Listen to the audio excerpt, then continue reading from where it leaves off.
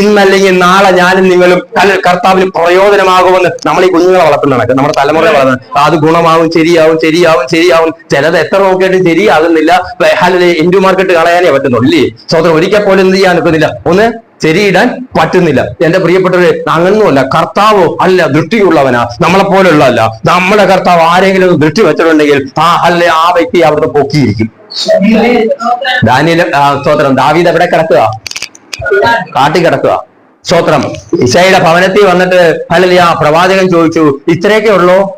ഇത് ഉമ്മാര് മാത്രമേ ഉള്ളൂ, പിന്നെ ഒരുത്തൻ അവൻ അത്രയൊന്നും പോരെന്നേ. അവനെ കുറിച്ച് തന്തയ്ക്ക് പോലും നല്ല അഭിപ്രായമില്ല. തന്തയ്ക്ക് അഭിപ്രായം ഇല്ലെങ്കിൽ ഈ തന്തയ്ക്ക് അഭിപ്രായമുണ്ട്. ഈ തന്ത അഭിപ്രായമുള്ളവനാ, ഈ തന്ത അഭിപ്രായമുള്ള അപ്പനാ നമ്മളെ കണ്ടത്.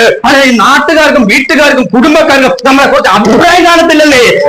അങ്ങനെ ആരെങ്കിലും വേദനിക്കുന്നെങ്കിൽ ഭാരപ്പെടരുത്, എന്നെ അങ്ങനെ ഞാൻ വേദനിച്ചവനാ, ആർക്കും എന്നെ വേണ്ടായിരുന്നു. വിശേഷാൽ ഞാനൊരു രോഗിയാണെന്ന് പറഞ്ഞ് ഏതെങ്കിലും ഒരു ഫംഗ്ഷനൊക്കെ പോകുമ്പോ ചെറുപ്രാവയല്ലേ പിള്ളേരുമായിട്ട് അവിടുത്തെ ഓടിക്കളിക്കാന്ന് വിചാരിച്ച സമ്മതിക്കുന്നത്. കസാര ഇട്ടിട്ട് പറയും ഇവിടെ ഇരുന്നാ മതിയെന്ന്.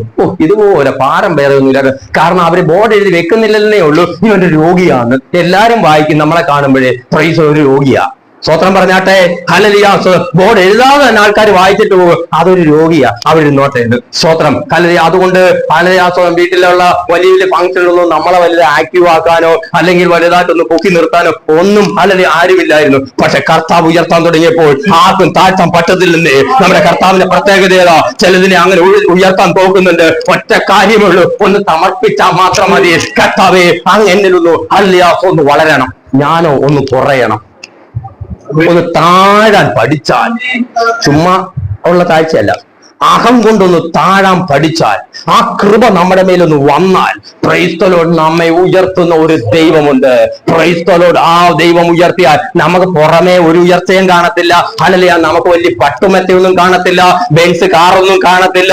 എന്റെ പ്രിയപ്പെട്ടവരെ, പുറമേ നോക്കി ഒന്നുമില്ലെങ്കിലും അഹം സന്തോഷം കൊണ്ടും അത് എന്തു വേല ചെയ്യുവാനും കർത്താവിന്റെ നാമത്തിന് പ്രയോജനപ്പെടാനും നമുക്ക് അകത്തൊരു തീ ഉണ്ടാകും, ഒരു വെമ്പലുണ്ടാകും, ഒരു ഉണർവുണ്ടാകും. അതാ ഏറ്റവും വലുത്. സ്വത്രം പറഞ്ഞാട്ടെ.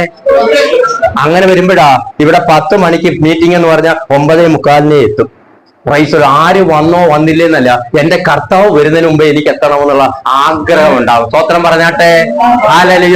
അങ്ങനെ ആഗ്രഹമുള്ളവര് എത്ര പേരുണ്ടെന്ന് അവരവർക്കേ അറിയത്തുള്ളൂ.